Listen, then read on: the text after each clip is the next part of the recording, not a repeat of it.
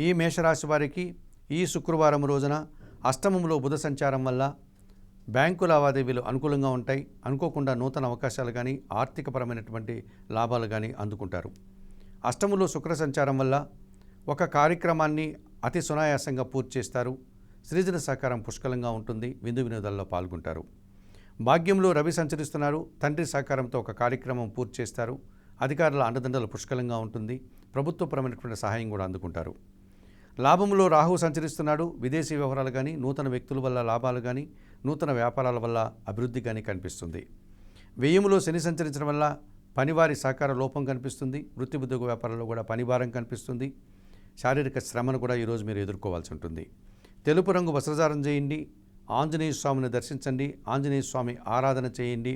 వయోవృద్ధులకు కానీ గోవులకు కానీ మీ చేతనైనంత వరకు సేవ చేయడం వల్ల సంతోషంగా ప్రశాంతంగా ఉంటారు.